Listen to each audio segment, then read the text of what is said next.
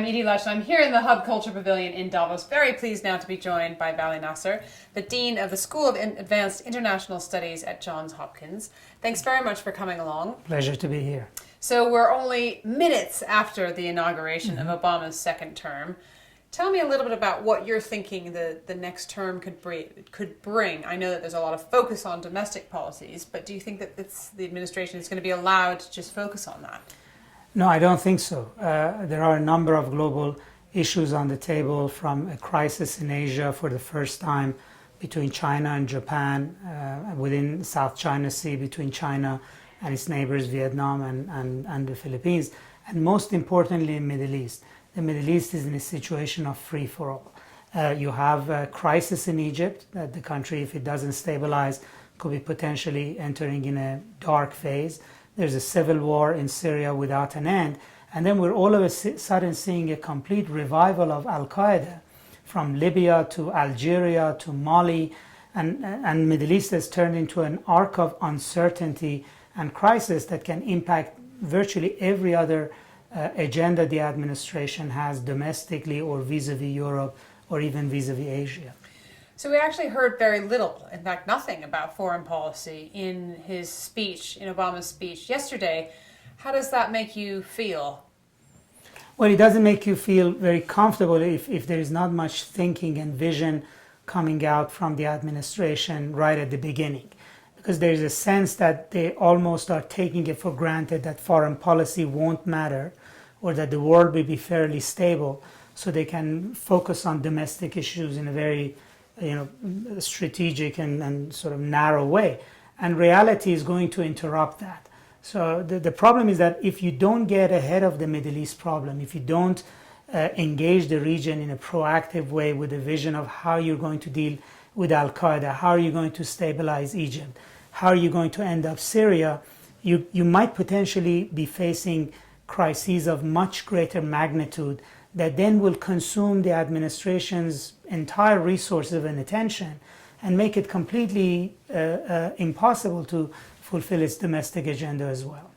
So I remember when I was in a rival school to size, the Yale School of International Relations, we read Paul Kennedy's book about the end of the American century and how we're seeing the potential dying of the American empire, comparing it to what had happened with the British Empire.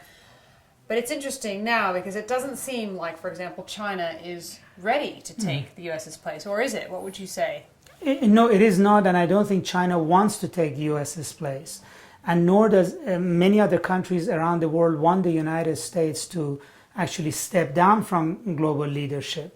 And in fact, there's many indications that the US can resume its global position. Its economy is on the rebound. It might have energy comparative advantage because of shale gas. It is doing better than Europe. But it almost looks like that the United States for the first time is doubting its own global leadership, that it feels that it can't do the job or it doesn't want to do the job and it should focus at home, and this idea that somehow foreign policy starts at home. But that actually creates a sense of uncertainty and unease globally. I mean, events around the world won't wait. They won't pause for us to just focus on things at home, fix them, and then return to global leadership. If we are going to sort of lose our momentum internationally, it could be costly for things that matter to the United States, like global economic stability, like global trade, like open financial systems. And if international economic and international political issues become threatened, it would be very difficult for the United States to prosper in its own isolation. You mentioned shale gas, and I want to just focus on that for a minute because I think could be a really interesting kind of turning point for the United States if it becomes an exporter of energy rather than a consumer. How do you think that would change the United States' position in relation to the Middle East, for example? I don't think it changes the relationship to the Middle East so much because we're not buying oil from the Middle East right now. But a lot of our allies do, and we care about our allies. So we will care about the Middle East. And also, the issue of Israel matters to many Americans, and Israel is in the Middle East, and that's not going to change.